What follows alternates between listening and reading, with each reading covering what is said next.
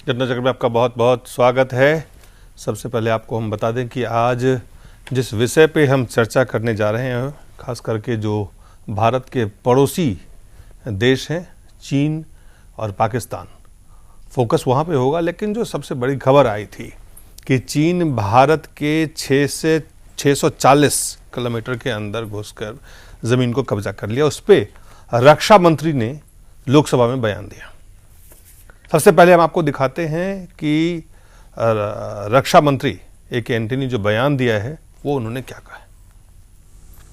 Broadly speaking, the report reviews the progress in development of border infrastructure required to ensure connectivity between Ladakh and neighboring areas.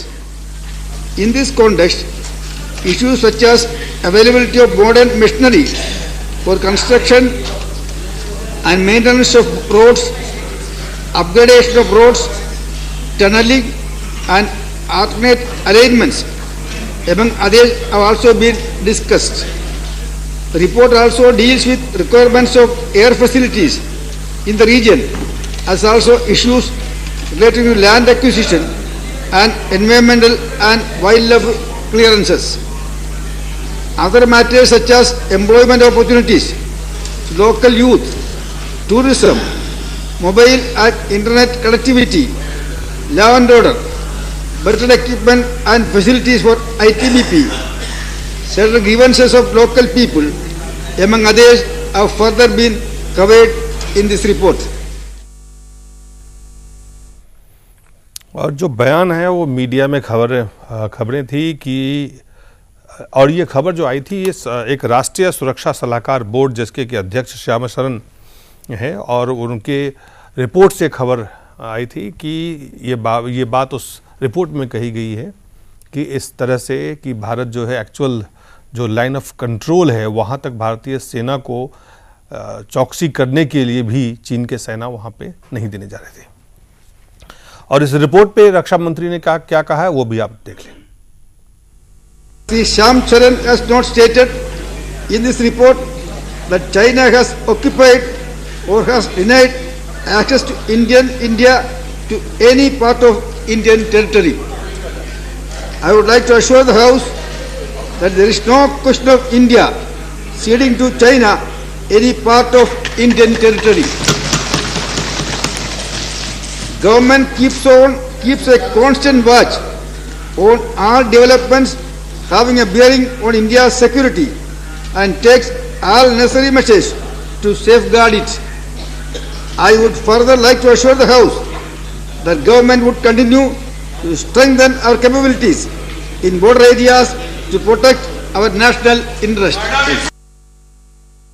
और इस कथित कब्जे को लेकर लोकसभा में हंगामा हुआ। मुलायम सिंह यादव ने इस मसले को जोर शोर से उठाया, बीजेपी के सांसदों ने भी उठाया और अलग अलग दल के जो नेता है उन्होंने भी उठाया। क्या कहा मुलायम सिंह यादव आप खुद देख लें। आज चीन ने फिर कब्जा किया और धीरे धीरे कब्जा करता चला रहा है, और ये देश की सीमा जब सुरक्षित रही तो देश सुरक्षित कहाँ रख सकते आप। छोड़िए हमारा आर्थिक संकट जो है, महंगाई भून के लिए देश की सीमा की सुरक्षा कर दो, केवल देश की सीमा की सुरक्षा कर दोगे तो अभी हम शांत हो जाएंगे, लेकिन देश के सवाल पर हम कभी भी नहीं बैठ सकते हैं। हमारे साथ दो वरिष्ठ पत्रकार हैं, भूपेंद्र धर्मानी जी और पुष्पेंद्र कुलश्रेष्ठ जी हैं, और साथ ही साथ हमारे साथ श्याम जाजू साहब हैं, भाजपा के नेता हैं, आप सब लोग जानते हैं, और आशुतोष जी हैं, माफ़ी चाहता हूँ, निदेशक हैं जम्मू कश्मीर अध्ययन केंद्र के। इनफैक्ट हम शुरुआत करेंगे आज आशुतोष जी से। आशुतोष जी, आप चूँकि जम्मू कश्मीर अध्ययन केंद्र के निदेशक भी हैं, आप वहाँ गए भी ले, वहाँ पर स्थिति क्या है? जैसी मीडिया में आ रही है पिछले कुछ दिनों से, मैं कल ही वहां से वापस लौटा हूं और स्थिति लगभग वैसी ही है। आप ये कह रहे हैं कि चीन ने कब्जा किया है भारत की जमीन? चीन ने कब्जा किया है। मैं अभी 2 दिन पहले ही वहां था और वहां के स्थानीय निवासियों से मैंने बात की है। मैं वहां पर न्योमा में गया हूं, मैं वहां तांगशे में गया हूं, मैं वहां पर चुशूल में गया हूं, जहां पर चीन के बहुत नजदीकी क्षेत्र हैं, और उससे भी आगे बिल्कुल सीमा पर रहने वाले लोगों से भी मैंने पिछले 1 सप्ताह में बात की है। स्थिति यह है कि 62 की बात छोड़ दें, 62 के बाद हम बहुत पीछे हटे हैं और चीन की सेना बहुत आगे आई है। हमारे जो स्थानीय निवासी हैं, पीढ़ियों से जिन क्षेत्रों में अपने भेड़ बकरियों को चराने के लिए ले जा रहे थे, आज उन्हें चीन के सैनिक भी रोकते हैं और विडंबना यह है कि भारत की सेना भी उन्हें रोकती है, भारत के सुरक्षा अधिकारी भी उन्हें रोकते हैं। नतीजा यह है कि उनकी न केवल अपने देश की सीमाएं सिकुड़ रही हैं, बल्कि उनके आज आजीविका पर संकट खड़ा हो गया है। वो चरवाहे उनकी, जिनके पास हजार भेड़ बकरियां थी जिनसे उनकी आजीविका चलती थी, आज उनके पास 100-150 भी मुश्किल से बची हैं, क्योंकि उनके पास पूरे समय बर्फ में दबे रहने वाला हिस्सा और चरागाह पर कब्जा चीनी लोगों ने कर लिया है। स्थिति ऐसी है, सामान्यतः पिछले 1 दशक में देखने में आया है कि वहां पर पहले चीन अब सेना नहीं भेजता, वहां पर अपने चरवाहों को भेजता है। जहां पर हमारे चरवाहे पिछले कुछ वर्षों पहले तक अपनी भेड़ बकरियां लेकर साल के 4 महीने 5 महीने गुजारते थे, वहां पर वो अपने चरवाहों को भेजते हैं। ये चरवाहे उन्हें पीछे भगा देते हैं और उसकी जगह वो बैठ जाते हैं। 1-2 वर्ष तक वो चरवाहे वहां बैठे रहते हैं। उसके बाद पीएलए यानी चीन की सेना आकर उनकी जगह ले लेती है, उन्हें और 2 किलोमीटर आगे भेज देती है। और मेरी जो बात हुई, और वहां केवल स्थानीय नागरिकों से नहीं, बड़े जिम्मेदार लोगों से भी मैंने पूछताछ की, और कई स्थानों पर ऐसा लगता है कि 1-2 नहीं 25-30 किलोमीटर तक उनकी सेना आगे आई है और हमारी सेना उतनी ही पीछे हटी है। जी नहीं, ये जो 640 वर्ग किलोमीटर की खबर इस वक्त आई है कि उस इलाके में भारतीय सेना गश्त भी नहीं कर पा रही है, ये भी रिपोर्ट आई है जी। और क्या इस रिपोर्ट में आप जो जिस तरह से कह रहे हैं 25-30 किलोमीटर और 640 वर्ग किलोमीटर, 2 अलग अलग चीज़ें हैं, और सिर्फ लद्दाख के इलाका नहीं है, जो अरुणाचल के लसटे इलाके, वहाँ पे भी ये इस तरह की, हमने अभी कुछ दिन पहले एक वीडियो आपने देखा, एक चैनल पे वो वीडियो रिलीज़ किया गया कि किस तरह से चीन के जो सेना है वो भारत के क्षेत्र में घुस के एक तरह से घुसपैठ कर रहे हैं, फिर उसके बाद किस तरह से उनको वापस किया जा रहा है।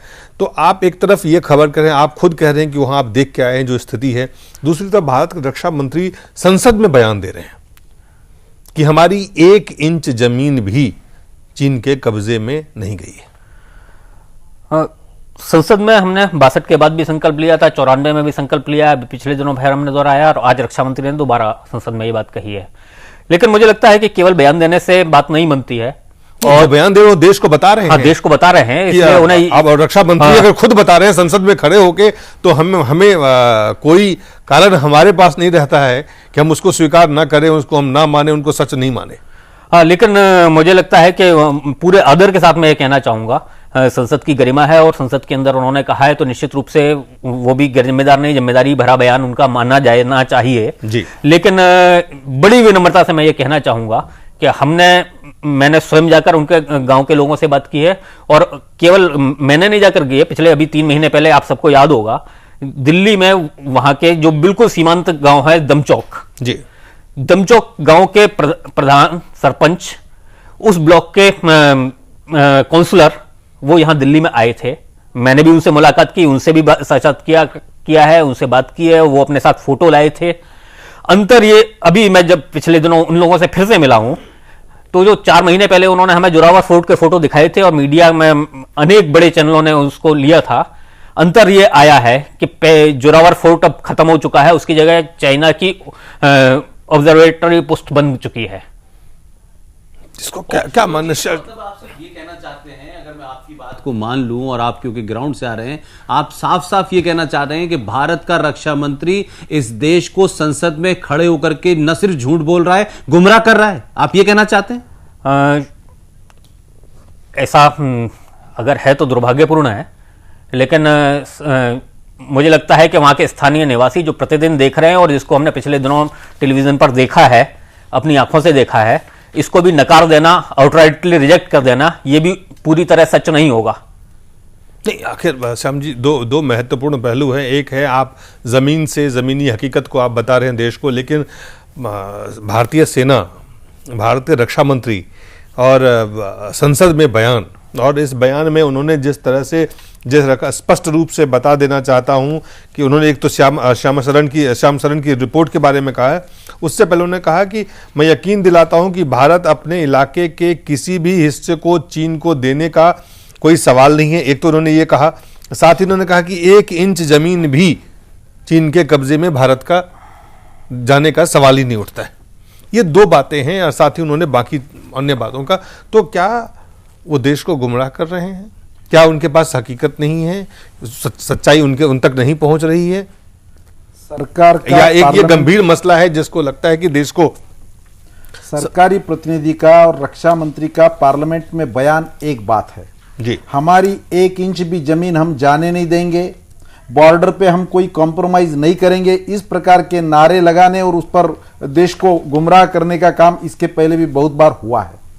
आज जो रक्षा मंत्री का बयान आया, ये तो बहुत गंभीर बात श्याम जी हो रहा है। उन्होंने जिस रिपोर्ट पर आधारित अपना बयान दिया है जी, श्याम शरण दास ये फॉरेन की कमेटी के चेयरमैन जो है, ये एक्स फॉरेन सेक्रेटरी भी है जी, एक प्राइम मिनिस्टर ऑफिस से जो अपॉइंट हुई कमिटी, और उन्होंने जो लिखा है कि 640 स्क्वायर मीटर पर हमारे जवान गश्त नहीं लगा सकते, वहां तैनात नहीं रह सकते, और इस प्रकार का ढुलमुल रवैया हमारे वहां बॉर्डर पर अपनाया गया है। ये जिस कमिटी के रिपोर्ट पर आया, उस पर रिएक्ट होते समय देश के रक्षा मंत्री A.K. एंटनी ने जो आज बोला है जी, इनके हास्यास्पद बयान ये कोई पहली बात थोड़ी है।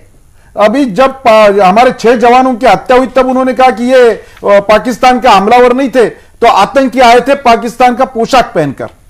तो आज उन्होंने जो कहा है श्याम शरण दास जी के रिपोर्ट पर, इतने एक रिस्पॉन्सिबल अधिकारी के रिपोर्ट पर, यानी श्याम शरण दास को वो झूठा तय कर रहे हैं, ये उनको कहना चाहिए। ये कोई विपक्ष का तो आदमी नहीं है, ये गवर्नमेंट अपॉइंटेड कमिटी है। अगर श्याम शरण दास के रिपोर्ट में ये नहीं होगा तो वो रिपोर्ट जनता के लिए खुला करो, दूध का दूध पानी का पानी हो जाएगा, उसमें मालूम पड़ने दो। जो 640 स्क्वायर मीटर की बात हो रही है उसके आधार पर यह क्वेश्चन किया गया था और उसके जवाब में उन्होंने ये बोला है। तो एक तरफ आप अपने अधिकारी को मॉरल खच्ची कर रहे हैं, उस रिपोर्ट के बारे में आप गलत दे रहे हैं। 1 ही इंच हमारी जमीन गई नहीं है यह कहते समय हमें 640 स्क्वायर मीटर यार्ड पर रोका गया है, उसके बारे में स्पेसिफिक कुछ नहीं बोला। आप ये देखिए, उन्होंने जो उस रिपोर्ट पे कहा है कि मैं स्पष्ट रूप से बताना चाहता हूं कि श्याम शरण ने इस रिपोर्ट में यह नहीं कहा है कि चीन ने भारत के किसी हिस्से पर कब्जा किया है अथवा भारत के घुसने पर रोक लगाई है। उन्होंने कहा कि भारत सरकार की सुरक्षा को प्रभावित करने वाली सभी घटनाक्रमों पर निरंतर नजर रखती है भारत सरकार, और इसकी सुरक्षा के लिए सभी आवश्यक उपाय करती है। एंटनी ने यह भी बताया कि श्याम शरण ने 2 से 9 अगस्त 2013 को लद्दाख का दौरा किया और वहां से आधारभूत ढांचे पर एक रिपोर्ट पेश की, जिसकी कॉपी प्रधानमंत्री कार्यालय और रक्षा मंत्रालय को भेज दी गई है। तो इसमें उस बात को जो हम खबर चला रहे हैं, क्या वो अपुष्ट खबरें हैं? एक ये सवाल उठता है, क्या मीडिया इस तरह की खबरें गैर जिम्मेदारी से चला रहा है, या जो बयान आए हैं रक्षा मंत्री के, वो बयान जो है वो देश को गुमराह करने वाला है, या जो बात आप जमीन से उठ के कह रहे हैं कि ये जिस तरह से चीन की जिस मोडस ऑपरेंडी है, जिस तरह से वो भारतीय जमीन पे हर साल कब्जा करते जा रहा है, इसको हम अनदेखी कर रहे हैं। कई सवाल खड़े होते हैं, कहां पे आप आशुतोष जी देखते हैं कि प्रॉब्लम कहां पे है?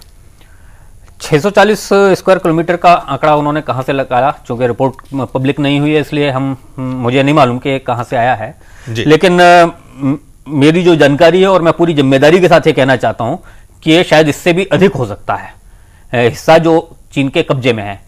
शायद ऐसा कभी, अगर वो ऐसा इसको मानते हैं कि चीन घोषणा करेगा कि हमने ये वाला हिस्सा भारत का कब्जा कर लिया है और अब इस से कोई नहीं लेगा, ऐसी घोषणा चीन ने जरूर नहीं की है। लेकिन जब हमारे चरवाहे वहां नहीं जा सकते, जब हमारी सेना भी उस क्षेत्र में नहीं जाती, और हर साल ये चीजें, और ये हर साल हम पीछे हटते आ रहे हैं। ये 62 के बाद की बात नहीं, ये कारगिल के बाद भी हमने किया है। हम पीछे हट रहे हैं लगातार, पिछले 1 दशक में भी हम पीछे हटे हैं।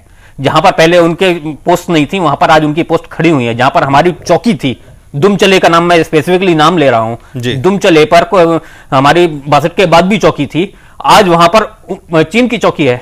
आज वहां पर उनका ऑब्जर्वेटरी, उन्होंने अपनी कैमरे लगाए हुए हैं, आज उनकी पोस्ट है, आज उनके सैनिक बंदूक लेकर खड़े हुए हैं। तो आपको लग रहा है कि जो चीजें सामने हैं और जो देश के सामने रखी जा रही है और जो तथ्य आशुतोष जी बता रहे हैं, क्योंकि वो खुद लेह लद्दाख में घूम के आए हैं, कह रहे हैं उनकी बातचीत हुई है, वहां के जो कॉमन लोग हैं, जो चरवाहे हैं, जो जाते हैं, उनसे बातचीत हुई है और ये स्थिति बनी हुई है। तो हम क्या संदेश दे रहे हैं, क्यों इस तरह की बात हम कह रहे हैं? फिर देखिए, मैं आशुतोष जी की बात को इसलिए भी यकीन करता हूं कि अब से कुछ थोड़ी देर पहले मेरी प्रोफेसर भीम सिंह, जो जरावर जिस किले की आपने आशुतोष जी बात की है, उसी परिवार के वो वंशज हैं प्रोफेसर भीम सिंह, जो कश्मीर के अंदर पैंथर्स पार्टी चलाते हैं और उनके 4 MLA और 1 MLC जम्मू कश्मीर विधानसभा में है। मैं इस सिलसिले में भी उनसे बात कर रहा था। उन्होंने कहा कि भारत सरकार जिस तरीके से अपनी देश की जनता को चाइना के एग्रेशन के ऊपर गुमराह करना चाहती है वही कर रही है और वो सच बात नहीं बता रहे। लिहाजा मैं आज फिर यही बात कहूंगा। लेकिन मैं एक गंभीर सवाल यह है कि रक्षा मंत्री के संसद में बयान को, लेकिन दिलीप इसी देश में संसद में बड़े बड़े झूठ बोले जाते हैं, लेकिन मैंने वही कहा कि जब बात यह आती है तो इस देश के लोगों को बताया गया है कि संसद बड़ी पवित्र जगह है और वहां जो है जो कुछ बोला जाता है वो अंतिम सत्य होता है। लेकिन आप देखें कि इसी संसद के अंदर अगर भारतीय जनता पार्टी पिछले दिनों हंगामा न करती तो जिस किस्म का लचर और झूठा बयान देश के रक्षा मंत्री ने पाकिस्तान के सिलसिले में दिया, उस दबाव के बाद में फिर आई वॉश करने के लिए विक्रम सिंह को भेजा गया और कहा कि उस वक्त इतनी रिपोर्ट थी हमारे पास और विक्रम सिंह के आने के बाद रिपोर्ट ये हो गई कि जो वर्दी पाकिस्तान की आतंकवादियों ने पहन रखी थी वो लौट के फिर पाकिस्तानी सैनिकों को पहना दी गई। तो मेरा कहने का यह है कि मैं ये मानने को तैयार नहीं हूं कि रक्षा मंत्री जो कुछ बोल रहे हैं वो सच बोल रहे हैं, क्योंकि ये रिपोर्ट जरूर इस वक्त मीडिया के हर आदमी के पास नहीं है, लेकिन एक मीडिया घराना है जिसके पास एक एक रिपोर्ट है। और इस रिपोर्ट की एक दूसरी बात जो मैं आपको एडिशनल इंफॉर्मेशन देना चाहता हूं कि यह रिपोर्ट जिस वक्त आई है इससे पहले 3 दिन पहले पाकिस्तान के 3 प्राइवेट चैनल्स में से एक चैनल ने यह पूरी बात अपनी रिपोर्ट 5 मिनट में दिखाई है। ऐसा नहीं है, उन्होंने पूरी बात दिखाई है, विजुअल्स दिखाए उस बात के। यह रिपोर्ट आज आई है और उसमें कहा गया है कि 3 सेक्टर जो है वहां मेन उस पर यह जो वहां कब्जा किया गया है और यह मई जून की बात बताई गई है। तो भारत के रक्षा मंत्री किन बुनियाद पे बोल रहे हैं? मुझे लगता है कि संसद का सत्र एक आध दिन रह गया है, अगर यह चलने वाला होता, दबाव बनता, तो मुझे जरूर पूरी उम्मीद है कि फिर यह किसी को भेजते और बताते और फिर आई वॉश करते।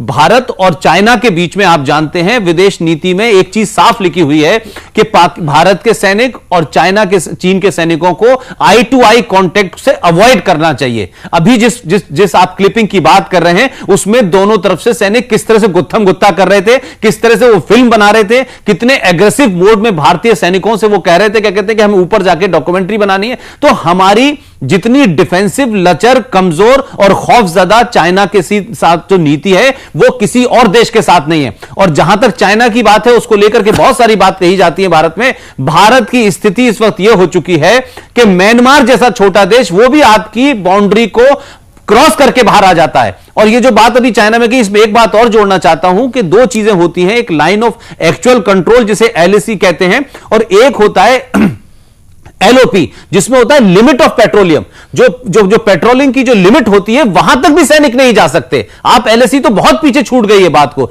तो मेरा मानना है न सिर्फ ये बयान जो है देश को गुमराह करने वाला है, देश के साथ गद्दारी है और झूठा है। इसलिए मैं आज जिस तरीके से समाजवादी पार्टी के नेता ने बराबर अपनी पुरानी बात को दोहराया और यह भी कहा, क्या कहते हैं कि आप चाइना के खतरे को आसान बहुत हल्के से ले रहे हैं, बार बार वो कह रहे हैं। मैं समझता हूं कि जो भी कुछ राजनीतिक स्थितियां हैं इस देश के अंदर, जो अवस्था फैली हुई है उसमें चाइना भी अग्रेसिव है, म्यांमार भी अग्रेसिव है, पाकिस्तान भी अग्रेसिव है। कोई ऐसा नहीं है देश जो आपको छोड़ रहा हो। भूपेंद्र जी, हम जो भारत की नीति, चलिए विदेश नीति पे तो हम एक बाद में चर्चा कर सकते हैं, लेकिन जो पड़ोसियों के खास करके आप देखें, जो पुष्पेंद्र ने कहा कि चलिए चीन है, चीन के साथ भारत की जब भी इस तरह की खबरें आती है तो आपने देखा है किस तरह की लचर सोच निकल के शब्दों से आती है सामने में, देश के सामने में। कहीं ना कहीं मुझे लगता है कि इसका सीधा सीधा असर जो हमारे बॉर्डर पे लोग हैं उन पे भी पड़ता होगा, जिस तरह की सोच हम दर्शाते हैं शब्दों के माध्यम से। सवाल ये नहीं कि आप जाके युद्ध करें, लेकिन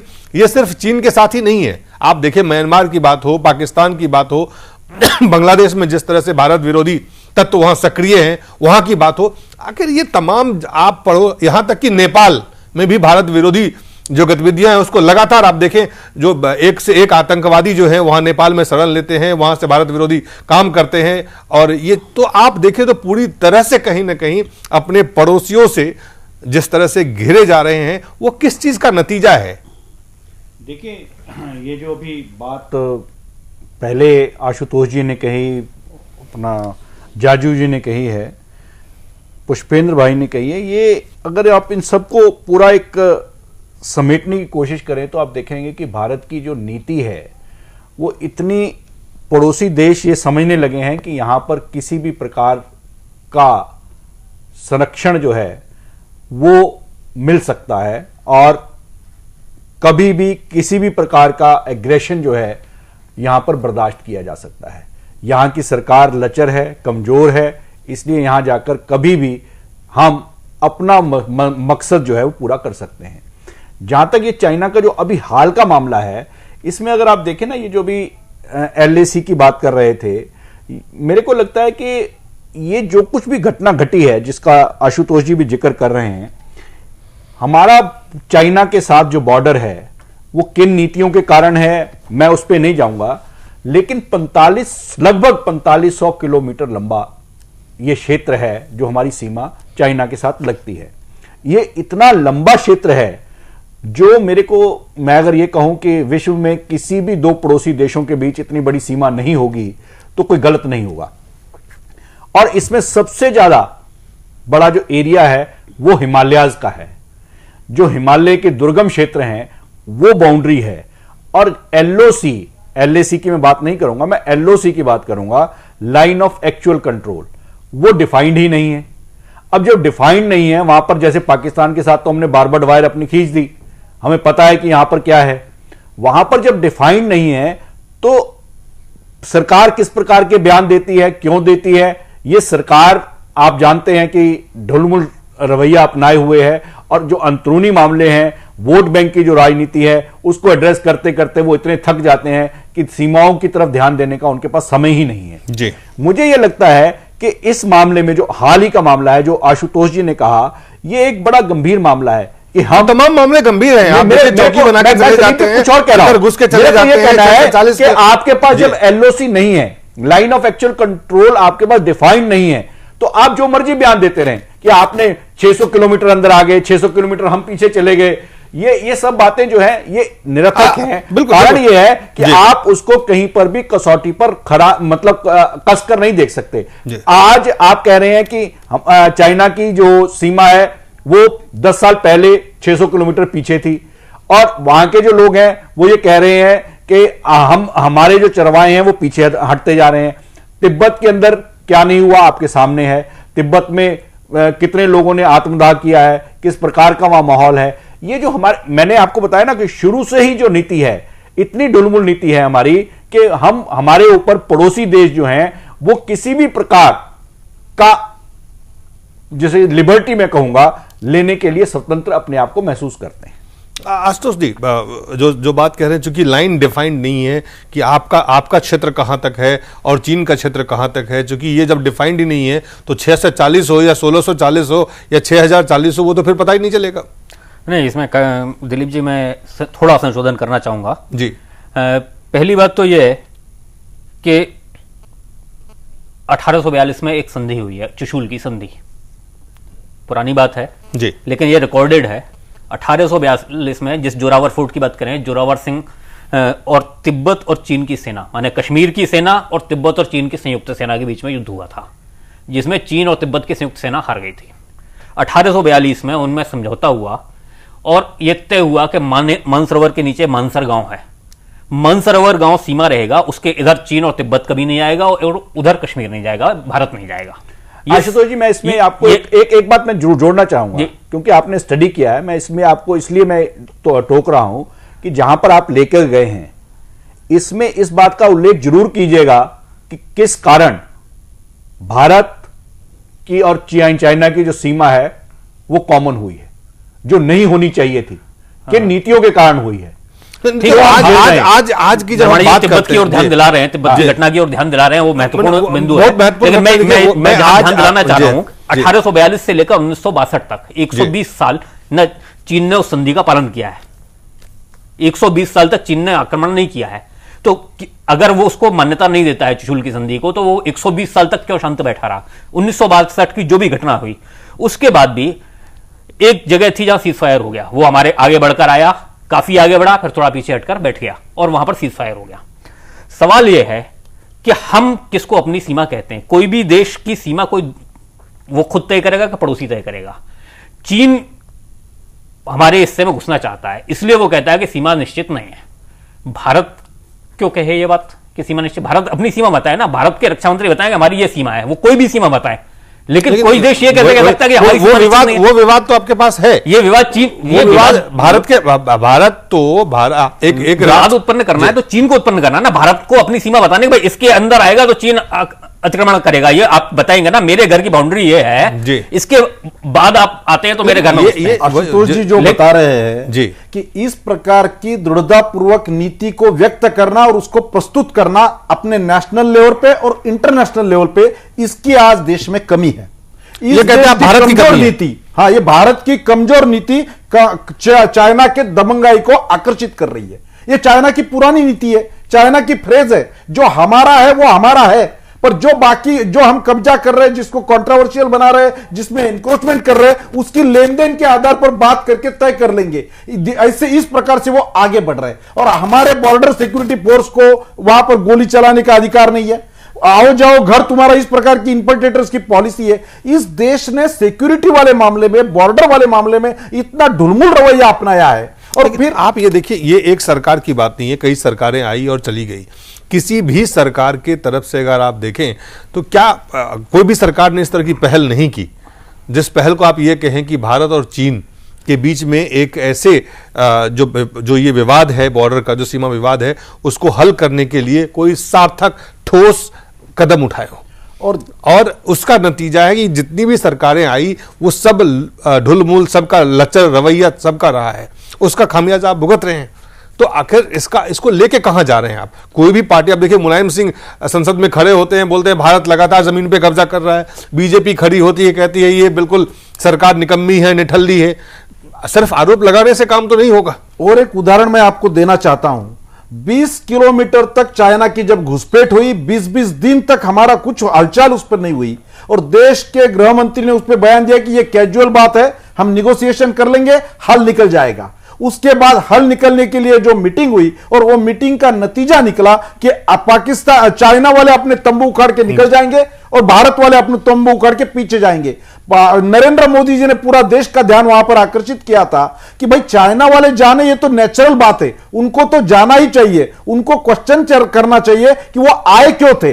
पर हमारे लोगों ने उठने का क्या कारण था? हमारे सरकार की ये नीति, ये देश का मॉरल, हमारे जवानों का मॉरल और सब ये तो देश की ही नीति है पुष्पेंद्र, अगर देखें तो, कि चीन के साथ लचर, पाकिस्तान के साथ लचर। देखिए, मैं आपको कुछ इस तरह से बता दूं कि आपके संबंध इस वक्त जो इस पूरे खित्ते में एक ऐसा देश है जो आप सार्क देशों की बात मैं वो इसी साउथ एशिया में सार्क ही है सर, इसी खित्ते में कहते हैं। मैं सिर्फ ये कहना चाह रहा हूं कि जो आपको अपना दोस्त नहीं कहता, वो ये कहता है हम आपके रिश्तेदार हैं।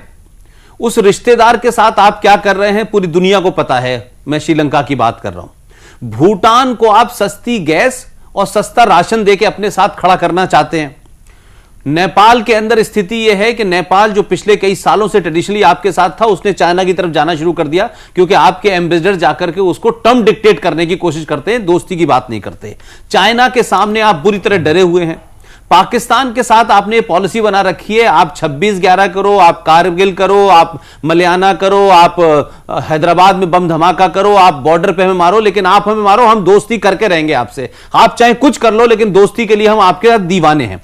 अफगानिस्तान में भारत के जितने भी हमारे वहां पर इंस्टॉलेशंस हैं, वहां कहीं ना कहीं रोज हमला होता है। कभी कॉन्सुलेट के बाहर होता है, कभी अंदर होता है, कभी किसी ऊपर जाती हमला हो जाता है, कभी कोई ऑथर मार दिया जाता है।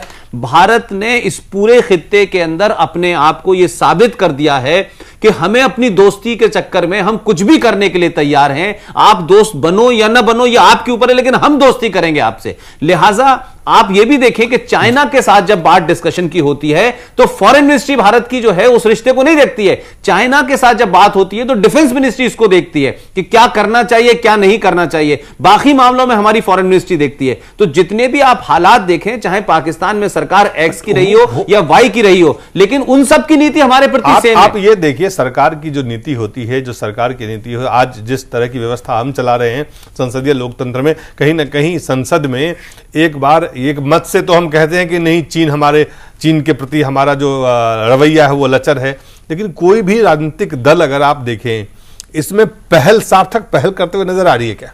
नहीं दिलीप, देखिए एक बात को समझ, मैं ये समझना चाहता हूं, क्योंकि आपने चीन का विरोध कर दिया, उससे काम नहीं चलेगा।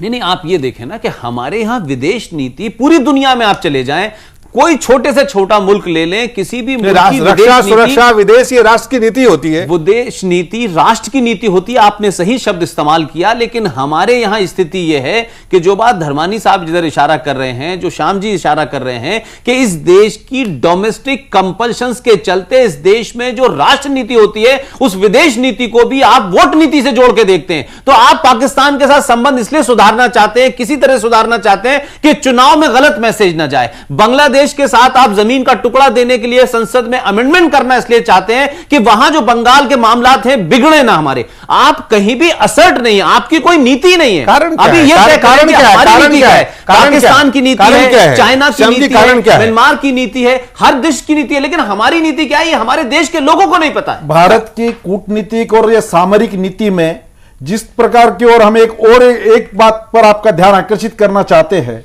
कि पूरे देश में एफडीआई का जब निवेश का जो फैसला हुआ, सबसे बड़ा संकट हमारे देश पर चाइना का था। इस देश का इतना बड़ा मार्केट ये उनके दृष्टि में है, और एक तरफ बॉर्डर से इस प्रकार का इंक्रोचमेंट, बॉर्डर का ऑक्यूपेशन, बॉर्डर पे अशांति, और दूसरी तरफ इस मार्केट को कब्जा कर इस देश को ढीला करना, देश के इकोनॉमी में अपना रोल करना, इस प्रकार के संकट को रूलिंग यूपीए सरकार सोच नहीं पा रही। उसी टाइम हमने पार्लियामेंट में यही धोखा दिया था कि इस देश में एफडीआई का स्वागत करते समय आप इस देश के अर्थव्यवस्था का खिलवाड़ कर रहे हैं, आज उसकी कीमत हम भुगत रहे हैं। ये सब बातों पे जो दूरगामी दूरदर्शिता से जो धोरण सरकार को लेना चाहिए, उसमें बहुत बड़ा अभाव इसमें हम देख रहे हैं। दो पक्ष है आशुतोष जी। एक पक्ष है विदेश नीति, दूसरी पक्ष है आपका जो सामरिक नीति है। खास करके अगर आप देखें पड़ोस के मुल्क में और भारत की जो सामरिक और कूटनीति का कहीं ना कहीं आप लोग को लगता है कि वो असफलता है, और चीन की जो चाल है पूरी, चीन जिस तरह से अपनी पूरी चाल चल रहा है उसमें सफल हो रहा है। आज की स्थिति देखें तो वो सफल हो रहा है, और ये हमारी कूटनीतिक असफलता है और शायद हमारी सामरिक समझ की कमी भी है। असफलता आप उस सामरिक कमजोरी नहीं मानते हो उसे, आप हैं? उसे सामरिक कमजोरी आप देखते हैं कि हमारी सामरिक कमजोरी की वजह से चीन अपने चाल में कामयाबी हासिल। सामरिक कमजोरी बाद में बात आती है, सामरिक कमजोरी तो है ही, वो जाहिर है, लेकिन हमारी सामरिक समझ, उस क्षेत्र के बारे में हमारी समझ एक, और उसके लिए एक राजनीतिक विल जो चाहिए वो भी हम कहीं दिखाई नहीं देती। वो सीमा पर बसे हमारे लोगों के सामने उदाहरण चाइना प्रस्तुत करता है। मैं आपको अगली बात की ओर ले जा रहा हूं। हमारे दिमचौक, जिस गांव की बात मैं कर रहा हूं, पिछली बार मीडिया में वो लोग आए थे तो उन्होंने फोटो दिखाए थे। हमारे दिमचौक गांव के केवल 200 मीटर दूर बीच में एक पतला नाला है, जडांग नाला, और उसके दूसरी तरफ उन्होंने फ्लैट्स बना कर दिए हैं, और यहाँ के उनके लोग आकर बताते हैं कि देखो तुम्हें भी ऐसे मिल सकते हैं, तुम आ जाओ ना, तुम तो एक हैं। ये चाइना मैसेज देता है। वे चाइना उनको कहता है कि तुम अंग्रेजी नहीं आती, हिंदी भी नहीं आती, तुम तो भोटी आदमी हो, तुम लद्दाख के हो, भोटी बोलते हो, भोटी भाषा के मोबाइल जिनमें फंक्शन भोटी में है, ये वो कहते हैं कि ले जाओ आकर। हम जिन दिनों चुशूल में थे, हमारा चाइना का नेटवर्क पकड़ रहा था, भारत का बीएसएनएल नहीं पकड़ रहा था। वहां पर स्कूल नहीं है, वहां पर अस्पताल नहीं है, वहां पर 6-6, 8-8 घंटे एक मरीज को ले जाने के लिए तब अस्पताल हाथ आता है वहां पर जी। ऐसी परिस्थितियों में अपनी सीमा के बसे लोगों के साथ क्या व्यवहार करना, अपनी सीमाओं की सुरक्षा कैसे करना, इसके लिए हमने कभी चिंतन ही शायद ठीक से ईमानदारी से नहीं किया है।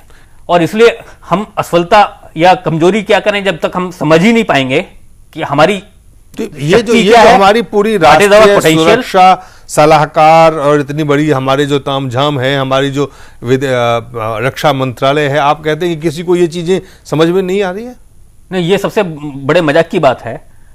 पिछली बार एंटोनी साहब बयान देते हैं, वो बाद में कहते हैं विक्रम सिंह गए हैं। माने हम कौन सी सदी में जी रहे हैं? विक्रम सिंह पता लगाने गए, क्या हुआ है? उसके बाद अब फिर श्यामशरण गए थे, पता लगाकर आए हैं, कुछ रिपोर्ट दी है, अब वो कह रहे हैं कि जो आप कह रहे हैं वो रिपोर्ट में नहीं है, कुछ और है। अब वो क्या है? ये तो बहुत अहम, ये हम कौन सी शताब्दी में जी रहे हैं जब आदमी जाता है पता लगाने क्या स्थिति है, बिल्कुल बिल्कुल बिल्कुल, और उसके बाद लौटकर वो बताता है, तो और वो भी पूरी रिपोर्ट जाहिर करने के बजाय, उसे टेबल करने के बजाय वो बताता है कि जो आप कह रहे हैं, जो अखबार में छप रहा है वो तो नहीं है, लेकिन फिर है क्या वो बता दो। जब आप सीमा खोदने जाते, ये भूपेंद्र जी, पुष्पेंद्र जी, आपसे सवाल है। आप देखें कि जब पाकिस्तान के सेना जाके सिर काट के ले जाते हैं, जब पाकिस्तान के सेना हमला करके भारतीय सेना को वहां शहीद करते हैं, और उसके बाद ये रक्षा मंत्री बयान देते हैं कि वहां पे आर्मी चीफ गए हुए हैं पूरी स्थिति का, क्या आज जिस सैटेलाइट कम्युनिकेशन, जिस युग में आप हैं, जहां पे एक एक चप्पा चप्पा आप सैटेलाइट से मैप कर सकते हैं, हर डिटेल को मैप कर सकते हैं, वहां पे आप फिर कहते हैं कि हमारे आर्मी प्रमुख जा रहे हैं, फिर आप यहां पे राष्ट्रीय सुरक्षा सलाहकार परिषद के उनके जो अध्यक्ष हैं बोर्ड के, उनको आप भेजते हैं। आप क्या समय काट रहे हैं? देखिए, क्या इसको ये नहीं कहा जाए? मुझे ये लगता है समय काटने की तो आपने बड़ी बात कह दी। मुझे लगता है ये जैसे दिहाड़ीदार होते हैं ना, कि आज का दिन निकल गया, ये उस हिसाब से सरकार चल रही है। ये एक सॉफ्ट, लेकिन ये तो इस सरकार की बात क्या करें, तमाम सरकार ही लगता है इस बाबत तमाम सरकारें इसी तरह से काम किया है। देखिए, मैं कुछ और कह रहा हूं। आप जिस मुद्दे के ऊपर आज चर्चा कर रहे हैं, आप ये देखिए कि चाइना ने, हमारे पड़ोसी देश जिसके साथ हम युद्ध कर चुके हैं 3-3 बार, बांग्लादेश, पाकिस्तान के साथ, पाकिस्तान की बात कर रहा हूं जी, बांग्लादेश दूसरी तरफ है। आपका जो पड़ोसी, जैसे अभी पुष्पेंद्र भाई ने कहा, श्रीलंका है, वहां के जो पोर्ट हैं उनके निर्माण का कार्य जो है वो चाइना करने जा रहा है। कितनी विचित्र स्थिति है। नेपाल जो है, जो आपके ऊपर पूरी तरह से निर्भर रहा, वो आज वहां की सरकार जो है उनके साथ दोस्ताना व्यवहार करने जा रही है। आपके नवाज शरीफ तो आपके सामने ही हैं कि वो सबसे पहले चाइना जाकर क्या क्या क्या कुछ बयान देकर आए हैं, ये किसी से छुपा नहीं है। ये जो स्थितियां बन रही हैं, उसमें सबको लगता है कि भारत एक ऐसा सॉफ्ट स्टेट है जहां पर कि हम किसी भी प्रकार की धींगा मस्ती करने के लिए स्वतंत्र हैं। क्यों? सवाल है क्यों का कारण यह है कि ये जो यहां पर इस समय की जो मैं इसको डेमोक्रेसी नहीं, लोकतंत्र की नहीं, ये भीड़ तंत्र में जिस तरह से कन्वर्ट हुआ है, जिस तरह से यहां के नेता जो हैं राष्ट्र हित को त्याग कर वोट बैंक की राजनीति की तरफ भाग रहे हैं, जिस प्रकार यहां के नेता जो हैं जो राष्ट्रीय मुद्दे हैं उनको पीछे धकेल कर वोट बैंक की राजनीति की तरफ, आतंकवाद के लिए आंख मूंदना चाहते हैं, अपनी वोट को पक्का करने के लिए वो 6 साल के बाद कुछ लोगों को पकड़ा हुआ छोड़ देंगे और एक नई एफआईआर लॉन्च करके, एक नई चार्जशीट दाखिल करके किसी और को पकड़ लेंगे, लेकिन किसी की कोई अकाउंटेबिलिटी नहीं होगी। यहां जब तक जवाबदेही नहीं होगी, यहां इस देश का जो शासन है वो इस तरह से चल रहा है कि मैंने जैसे कहा ना, दिहाड़ी पर चल रहा है कि आज तो हमारा काम निकल गया, कल देखेंगे कल का क्या करना है। यहां का जो नेतृत्व है वो जब तक प्रभावी नहीं होगा, उसका जब तक विजन इस देश के प्रति समर्पित नहीं होगा, इस समाज के प्रति समर्पित नहीं होगा, तब तक ये स्थितियां हमें देखनी पड़ेंगी। आपको एक मैं जो बात सबसे महत्वपूर्ण कहना चाहता हूं, आप अगर पहले के दौर में जाएं, मैं बहुत पुराने दौर में नहीं जाऊंगा, जब हमने चाइना को अपने बॉर्डर पर लाकर बिठा लिया, जो नेहरू जी की एक बहुत बड़ी गलती थी, लेकिन मिसेस गांधी, इंदिरा गांधी और अटल बिहारी वाजपेयी के समय की मैं बात करूंगा, विदेश नीति पर जिस प्रकार उन दोनों में समन्वय था और बड़े लंबे समय तक समन्वय चला, जिस प्रकार वो उनका उपयोग करती थी, उनके इंटेलेक्ट का उपयोग करती थी, यूएनओ में भेजा जाता था, चाहे वो नरसिम्हा राव की सरकार रही हो, चाहे वो उसके बाद की सरकारें नहीं हो, वो आज तारतम्य हमारे नेतृत्व में खत्म हो गया है। और उसी का परिणाम है कि हमें यह स्थिति देखनी पड़ रही है। नहीं तो चाइना की आज तक हिम्मत नहीं थी, ऐसा हमने नहीं सुना कि चाइना ने हमारे ऊपर अटैक किया।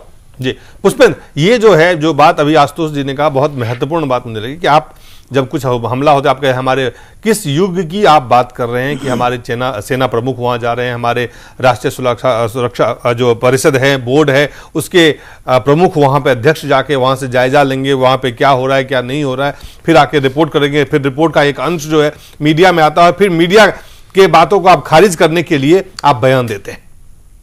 देखिए, जो आशुतोष जी बात कह रहे हैं, आपको याद होगा इसी चैनल पे डिस्कशन के वक्त मैंने कहा था, जब ये क्राइसिस बढ़ा और जिस तरीके से दबाव बना और पार्लियामेंट के अंदर पहले दिन में 3 बजे बयान दिया गया, फिर दूसरे दिन बयान दिया गया, मैंने उस वक्त सवाल ये हो क्यों कर क्यों रहे हैं, देखिए मुझे क्या कर रहे हैं। देखिए, एक चीज जरूर साफ हो गई है कि इस देश की राजनीति में जब आप इंदिरा गांधी और अटल जी का नाम लेते हैं तो वो युग जब समाप्त हो चुका है और इस वक्त ये देश राजनीतिक नहीं चला रहे हैं, ये देश डीलर और व्हीलर चला रहे हैं, फिक्सर चला रहे हैं, मैनेजर चला रहे हैं, सत्ता में बने बने रहने के लिए सुबह से लेकर शाम तक जो उठक बैठक करनी है वो हो रहा है। एक जाता है अमेरिका, एक जवाब लेके आता है। सत्ता में जो बैठी जो पार्टी है, जो पार्टियां गठबंधन की सरकार चला रही है, उसको आप देखें, फिर विपक्ष को भी देखें। विपक्ष भी मैंने ये नहीं कहा, मैं दिलीप जी, मैं ये कतई नहीं कह रहा हूं क्या कहते हैं कि सारा का सारा दोष यूपीए के जमाने और उस जमाने बड़ा अच्छा था। हमने देखा पिछले 6 साल में एनडीए के दौर में भी क्या हुआ। 300 धारा 370 बहुत बड़ी बड़ी बातें कही जा रही थी कश्मीर को लेकर के। वहां का विधान अलग है, वहां का संविधान अलग है, भारत सरकार की पार्लियामेंट वहां पे सुप्रीम नहीं है, कश्मीर सुप्रीम है, बहुत सारी चीजें थी। हम जानते हैं कि गठबंधन की सरकार में 370 नहीं हट सकता था, लेकिन अमेंडमेंट तो हो सकता था उसके अंदर। भारत सरकार का कोई कानून कश्मीर में चल ही नहीं सकता है। भारत सरकार का जो सुप्रीम आपकी जो संसद है वो वहां नहीं चल सकती। राजनीतिक दल, मैं श्याम जी भाजपा से हैं, भाजपा मैं वही बात कह रहा हूं कि दिलीप, प्रॉब्लम यह है कि विदेश नीति रवैया उसको आप एक्सपोज भी कर रहे हैं, जो दिख रहा है, आप ये देखिए उसको एक्सपोज भी नहीं कर पा रहे हैं। विल पावर हम इसमें देख रहे हैं, उनका पॉलिटिकल विल पावर। आप ये देखिए, आप भूमि अधिग्रहण बिल के लिए, आप फूड सिक्योरिटी बिल के लिए, आप पेंशन बिल के लिए तो सरकार को समर्थन देते हैं, सरकार के साथ खड़े होते हैं, बोलते चलिए। लेकिन ये जो राष्ट्रीय सुरक्षा और रक्षा का मसला है, इस पे आप सरकार को वो काम करने के लिए असफल हो जाते हैं जो सरकार को प्राथमिकता से करना चाहिए। तो क्या आपको नहीं लगता विपक्ष, जो विपक्षी दल है, खास करके भाजपा की असफलता है एक विपक्ष पार्टी के रूप में? भारतीय जनता पार्टी बॉर्डर से सुरक्षा, देश की सुरक्षा से जुड़े हुए कोई भी विषय हो उसमें बिल्कुल कॉम्प्रोमाइज नहीं करती। पार्टी ने परस्यू करके कई विषय इस देश के सदन में लाए हैं, लोगों का लक्ष्य आकर्षित किया है। आज भी कश्मीर को अलग, चाइना वाले अलग वीजा दे रहे हैं, वो भारत के आइडेंटिटी से कश्मीर को अलग करना चाहते हैं। अभी भी हमने चलाया है, चालू होके 3 साल हो गए, पर इंटरनेशनल मंच पर कहीं भी ये सरकार के प्रतिनिधियों ने इस मुद्दे के लिए लड़ाई लड़ी, ऐसा कभी दिखा नहीं। हमने कितनी बार परस्यू किया कि ये विषय इंटरनेशनल मंच पर ले जाइए, ये ठीक नहीं है। इस देश में 2 स्टेटों को 2 प्रकार की आइडेंटिटी देकर इस देश का विभाजन करने का काम ये विदेशी ताकतों को किसी ने नहीं दिया, पर आज तक उस पर कोई असर हुआ नहीं। मुझे ऐसा लगता है कि lack of political will power इसमें हम देख रहे हैं। सरकार को फोरकास्टिंग नहीं है। कैलाश मानसरोवर यात्रा जाकर जो लोग आते हैं वो कहते हैं कि 10 साल पहले जो लोग गए थे, आज वो देख रहे हैं कि देश के भारत से सटे हुए इलाके में इतनी डेवलपमेंट जोरदार हो रही है, कंक्रीट के जंगल खड़े हो रहे हैं, रोड तैयार हो रहे हैं, वहां पावर प्लांट लग रहे हैं। इसको भी हम फोरकास्ट नहीं कर पा रहे, इसको हमें सोचना चाहिए। आशुतोष जी, 2 बातें हैं। एक है सरकार का ढुलमुल रवैया, दूसरा है जो दल इस लोकतंत्र में जिनकी अहम भूमिका है, जो जनमानस के पूरे की पूरे, जैसे कहते हैं ओपिनियन मेकर्स जो हैं, जो लोगों को प्रभावित करते हैं। आपको लगता है कि चाहे वो भाजपा हो, चाहे कांग्रेस हो, चाहे अन्य जो क्षेत्रीय पार्टियां हैं, मुलायम सिंह इस बात को उठाते हैं हर बार, लेकिन आके समर्थन देने की जब बात आती है तो सरकार को देते हैं, उसके साथ खड़े होते हैं। आप देखिए राष्ट्रीय सुरक्षा और रक्षा के मसले पे जिस तरह से राजनीतिक दलों में जिस तरह सियासी वोट को लेके जो होड़ लगी हुई है, वो इस पे वो कंपटीशन नहीं है यहाँ पे। नहीं, वो कंपटीशन तो हम देख ही रहे हैं जो सामने है, लेकिन मुद्दा ये ज्यादा बड़ा लगता है कि समझ का अंतर जो है,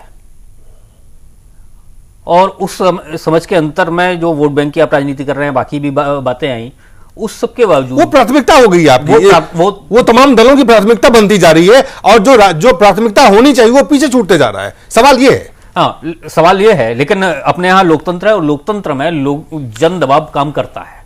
समस्या शायद मुझे लगता है यहां पर भी है कि लोगों को इन तथ्यों की जानकारी नहीं है। कभी ऐसी छुटपुट जानकारी आती है और उसको एक आती है और चली जाती है, इसलिए जनमत तब तक इतना दबाव नहीं बना सकता जब तक कोई उसको पूरी जानकारी ना हो।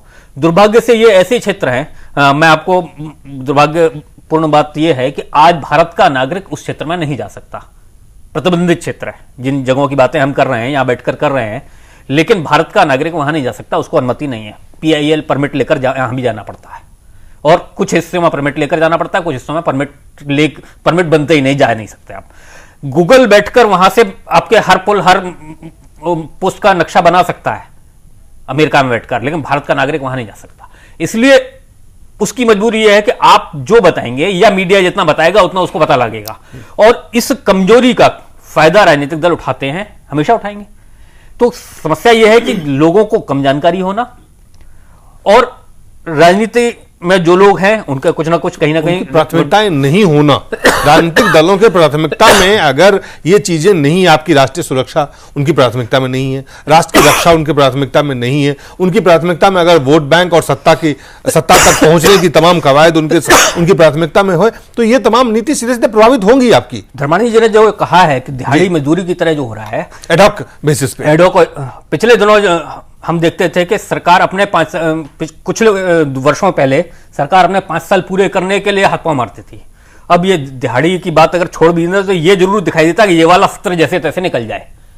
सरकार के सामने प्राथमिकता अपनी सरकार इस सत्र तक चलाने की है, अपना समय काट लेने की है जी, और उसमें वो कोई नई चीजें लाएगी ऐसा नहीं है, उनका कोई ऐसा आग्रह नहीं है कि देश की सुरक्षा उनकी जिम्मेदारी, ऐसा उनको लगता भी नहीं है शायद, और चूंकि दबाव उन पर बनता नहीं है तो अपनी उस एक खोल में घुसे रहते हैं और उससे बाहर निकलने को तैयार नहीं है। विपक्ष की भूमिका के नाते भाजपा कई बार कुछ पहल करती है, और शायद यही मुझे तो कई बार ऐसा लगता है कि अगर वो ना करे तो फिर तो बिल्कुल सब कुछ साफ होता चला जाए। लेकिन हमें लोगों तक लाना, मीडिया को भी शायद इसमें और अधिक भूमिका निभानी पड़ेगी, क्योंकि लोगों को जब तक ये जानकारी नहीं मिलेगी। लेकिन आप जब मीडिया तथ्य निकाल के लाते हैं सामने में, तो आप रक्षा मंत्री देश के सामने, संसद के सामने खड़े होकर कहते हैं। मैं आपको एक बात बताना चाह रहा हूं जी कि हम आज जो मुद्दा डिस्कस कर रहे हैं उसमें जैसे अभी आशुतोष जी ने बात कही, जैसे हमारा नॉर्थ ईस्ट का इलाका जो है वहां पर हमें परमिट लेकर जाना पड़ता है। दूसरी तरफ वहां के लोग, मैं शिमला में तिब्बत सहयोग मंच के कार्यक्रम में था तो अरुणाचल से कुछ लोग आए जी, उन्होंने कहा कि स्थिति यह है कि हम अगर भारत के किसी अस्पताल में मरीज को लाना चाहते हैं हमें 6 घंटे लगते हैं, और हमारे घर बात से उधर, ये बात आज तो मैं सवाल मेरा कुछ और कहना है, मैं आपको वहीं लेकर आ रहा हूं।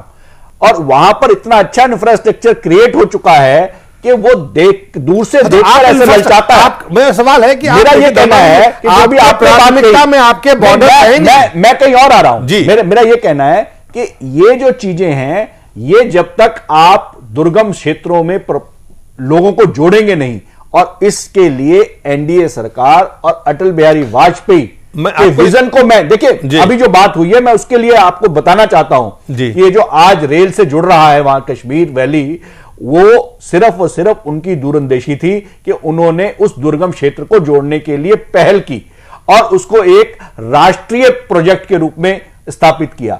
और ऐसे प्रोजेक्ट दुर्गम क्षेत्रों में जो अरुणाचल जैसे क्षेत्र हैं उनके लिए भी प्राथमिकता के आधार पर लिए जाने चाहिए। अगर आप वास्तव में अगर आप अपनी सीमा पर पहुंच ही नहीं सकते आसानी से, उन क्षेत्रों पर पहुंचने के लिए आपको परमिट लेना पड़ता है और आपके पास ऐसी व्यवस्था ही नहीं है कि आम आदमी वहां पहुंच सके, तो आप कैसे सोच सकते हैं कि उन क्षेत्रों से जहां के आम नागरिक का लगाव होगा। फिर सवाल है आपकी प्राथमिकता का। पुष्पेंद्र, आप देखें कि भारत के सैनिक का सर काट के ले गए पाकिस्तान के सिपाही, वहां पे हमले किए, रात को हमले किए, शहीद हो गए भारत के सेना के जवान। और आपके भारत के प्रधानमंत्री, आप देखिए, चाहे वो 26/11 हो, चाहे और हमले हो, चाहे दाऊद इब्राहिम हो, चाहे अन्य आतंकवादी हो, वो पाकिस्तान में जमे हुए हैं, उनसे उनको संरक्षण प्राप्त है और वो आतंकवाद को लगातार एक्सपोर्ट करते जा रहा है भारत में। और भारत के आज विदेश मंत्री के अगर देखें कि भारत के विदेश मंत्री और पाकिस्तान के विदेश मंत्री, भारत के प्रधानमंत्री और पाकिस्तान के प्रधानमंत्री की न्यूयॉर्क में मुलाकात हो, इस पे काम कर रहे हैं, तो आप संदेश क्या देते हैं ये करके? दिलीप, देखिए, एक जो बड़ी खतरनाक बात इस देश में हो गई है कि आप ये देखें, क्योंकि इससे संदेश चीन को क्या जाएगा, इससे संदेश बांग्लादेश को क्या जाएगा, इससे संदेश नेपाल को क्या जाएगा? एक तो जो सबसे बड़ी खराब बात यह हो गई है कि इस देश में अगर मीडिया किसी खबर को चलाए और उससे लोगों का जनमानस बने और उस देश में एक उन्माद फैले और लोग गुस्से में हो और उसके बाद सरकार लगता है कि इससे बात की उससे बात की, तो जिस तरीके से सरकारें अपने आप को बचाए रखने के लिए, अपनी विदेश नीति को छुपाने के लिए, अपने हिडन एजेंडास को पूरा करने के लिए लोगों के उस उन्माद के सामने आती हैं, बड़े बड़े बयान दे देती हैं। मुझे याद है कि जब 2 सैनिकों के सर काटे गए थे तो प्रधानमंत्री ने संसद में खड़े होकर कहा कि जो बातचीत चल रही है ये ऐसा नहीं चल सकती, business not be as usual. और उसके बाद उन्होंने कहा कि एवरीथिंग बिकम्स यूजुअल, उसके बाद सारी चीजें यूजुअल हो जाती हैं। और अभी जो 5 सैनिक मारे गए थे उसके बाद कहा कि आतंक और बातचीत एक साथ नहीं चलेगी, ये कोई नहीं कह रहा। और आतंक और बातचीत लगातार सालों से साथ साथ मैं वही कह रहा हूं कि दो बातें समझें। और जिस तरीके से पाकिस्तान ने अपने मुल्क में एक प्रस्ताव पास कर दिया भारत के खिलाफ, भारत की संसद में आप हमारे यहां का एक सूडोइज्म देखें, इन नेताओं की मक्कारी को देखें कि फौरन तत्काल प्रभाव से भारत सरकार ने संसद में एक प्रस्ताव लाए और कहा कि जो पूरा जम्मू कश्मीर है, गिलगिट बल्चिस्तान होता हुआ जो पाकिस्तान के कब्जे, वो भी भारत का अंग है। यह प्रस्ताव पास करके समझ लेते हैं कि हमने पीओ को ले लिया। ये तो बस 10 बार पास कर चुके हैं संसद के अंदर। उसके लिए आपकी क्या नीति है? पूरी दुनिया में आपने कभी इस पीओ के बारे में बताया? पाकिस्तान भारत का जो जम्मू कश्मीर है वो विवादास्पद है। बीबीसी से लेकर तमाम सारे लोग उस जगह को विवादास्पद बताते हैं। आपकी इंटरनेशनल फोरम पे जो पाकिस्तान के पास भारत का कश्मीर में, उसमें लेने का क्या प्रयास है? आप कहते हैं कि भारत के अंदर जब घोषणा पत्र बनते हैं, बताएं कौन सी ऐसी पार्टी है जो यह बताए कि हमारी विदेश नीति इनके साथ ये होगी, इनके साथ ये नहीं होगी। आप सत्ता में आते हैं, ये कुछ कहते हुए सत्ता में आने के बाद आपको लगता है नहीं पाकिस्तान से भी दोस्ती होनी चाहिए, तो आप बस लेकर चले जाते हैं। फिर आप कारगिल कर लेते हैं, फिर आप कहते हैं आर पार की लड़ाई होगी। तो आप भी डायलॉग ही बोलते हैं, सिर्फ आपके पास भी कोई नीति नहीं होती है। और उसका अंजाम ये होता है कि फिर आप उस तरीके से जब खड़े होते हैं सरकार के सामने, तो हाथ मिला के एक साथ खड़े हो जाते हैं। नीति है इस देश की। ऐसे कुछ विषय होते हैं कि जिनको सीमा, देश की सुरक्षा, इस विषयों पे राजनीति नहीं होनी चाहिए। ये विषयों पे सबको लेकर एक कलेक्टिव ओपिनियन बनना चाहिए, उसके आधार पे उसका क्रियान्वयन होना चाहिए। आज तक इस सरकार ने कोई ऑल पार्टी मीटिंग इस विषय के लिए बुलाई, ऐसा हुआ नहीं। अभी पुष्पेंद्र जी ने बताया कि देश के सभी सटे हुए पड़ोसी राज्य हमें तकलीफ दे रहे हैं, सभी विषयों में हमारी परराष्ट्र नीति खत्म हो रही है, हम हार रहे हैं, हम सरेंडर हो रहे हैं। पर इस देश के लोग, सत्ता चलाने वाले लोगों ने इस पर कंसेंसस बनाने के लिए, सबका अभिमत बनाने के लिए, इस विषयों पे हम क्षुद्र राजनीति नहीं करेंगे, राजनीति के ऊपर उठकर राष्ट्र का विचार कर इस पर हम सब में एक मत बनाएंगे। इस प्रकार का कोई प्रक्रिया दिख नहीं रही है। लैक ऑफ पॉलिटिकल विल इसमें हम देख रहे हैं। आशुतोष जी, आपसे सिर्फ चूंकि आप उस क्षेत्र का दौरा कर रहे हैं, जिस तरह की इस वक्त नीति है देश की, जिस तरह से देश का लचर जो सोच साफ साफ बयान में दिखाई देते हैं, आपको क्या लगता है कि इस तरह से जिस तरह से चीन का जो आक्रामक तेवर है, जो रुख है, जिस तरह से वो आगे बढ़ रहा है, ये हम जा कहाँ पे रहे हैं और इसका कहाँ पे इसका अंत कहाँ देखते हैं आप होने वाला है? देखिए, चीन भारत को चारों ओर से घेर रहा है। केवल उस ईस्टर्न का भी नहीं, ईस्टर्न और वेस्टर्न दोनों सेक्टर्स में वो ग्वादर पोर्ट तक आया है। सभी ओर से चीन भारत को घेर रहा है। हमें इसको समझना होगा। हमारे लोग जो क्या हमारे देश के सेना और रक्षा मंत्री समझ के भी उसको अनजाने बनना चाहते हैं, या उसके पीछे जो हमारी अपनी जो कमजोरियां हैं, खामियां हैं? देखिए, सेना को मुझे लगता है बात करने की शायद इस समय जरूरत नहीं है, क्योंकि सेना तो भारत की सेना एक सशक्त सेना है, लेकिन वो आदेश के अनुसार चलेगी। उसको राजनीतिक आदेश जैसा मिलेगा, भारत की सरकार जैसा आदेश देगी, सेना वो करेगी। हमारी सरकार कमजोर है, इसलिए सरकार की विल पावर, सरकार की समझ, सरकार की निर्णय क्षमता, और सरकार को बताना होगा ना। अल्टीमेटली आप ये कहकर थोड़ी टाल सकते हैं अनंत काल तक कि हमारी सीमा निश्चित नहीं है। आपको बतानी पड़ेगी कि ये मेरी सीमा ये है, और वहां पाकिस्तान के साथ भी और चीन के साथ भी और हर देश के साथ आपको बतानी पड़ेगी। आप ये कैसे, चीन विवादित बना रहा होगा, वो कह रहा होगा विवादित है, लेकिन आपको ये विवादित उसको सहने की आपको बताना पड़ेगा। सीमा, हर चीज की कैसे सीमा है, वो तमाम, वो तो आप एक्चुअल सीमा को भूल जाइए। हमारी जो सीमा है देश की, इस देश को एज ए नेशन ये बताना पड़ेगा कि ये मेरी सीमा है, इससे आगे जो बढ़ेगा वो हमलावर माना जाएगा जी। इस सीमा के बाद आगे आने पर आक्रमण हम क्यों नहीं कह रहे हैं? तो ये हम क्यों नहीं कह रहे हैं? इस देश की राजनीतिक दलों की पॉलिटिकल विल नहीं है, इस देश की सरकार। एक आखिरी शब्द भूपेंद्र जी, हमारा समय खत्म हो गया, लेकिन बिल्कुल ऐसा हम क्यों नहीं कर पा रहे हैं? मुझे लगता है कि जैसे ये बात मैं कहना चाहता हूं कि आप ये देखें कि बहुत कम शब्दों में जो लोकतंत्र की बात कही, अमेरिका के अंदर अभी सीरिया पे उनके अपने इंटरेस्ट हैं, अमेरिका के इंटरेस्ट हैं। वो वहां कांग्रेस से क्या परमिशन मिलेगी नहीं मिलेगी, देश में लोग कितना विरोध कर रहे हैं, तमाम सारी चीजें हो रही हैं, लेकिन उन्होंने तय कर लिया। क्या वो लोकतंत्र का मुल्क होने के बाद इराक में गए थे, अफगानिस्तान में गए थे, तो क्या पूरे देश से उन्होंने जन्मा दिया? उन्होंने अपने इंटरेस्ट को तय किया कि हमारा इसमें इंटरेस्ट है। भारत की सरकार का इंटरेस्ट ये होता है कि जब उन्माद हो, देश में अशांति हो रही हो, लोग पाकिस्तान के खिलाफ हो, चाइना के खिलाफ हो, तो बड़े बड़े जज्बाती डायलॉग बोल दो, भावुक, उसके बाद खत्म हो जाए, लोग भूल जाते हैं, और प्रधानमंत्री फिर यूएन असेंबली में मिलने के लिए तैयार खड़ा हुआ है। भूपेंद्र जी, देखिए, मुझे ये बहुत हमारा समय खत्म हो गया है। मैं बड़े ब्रीफ में कहना चाह रहा हूं कि आप बाहर की बात तब करते हैं जब आपका अंदर का मामला शांत होता है।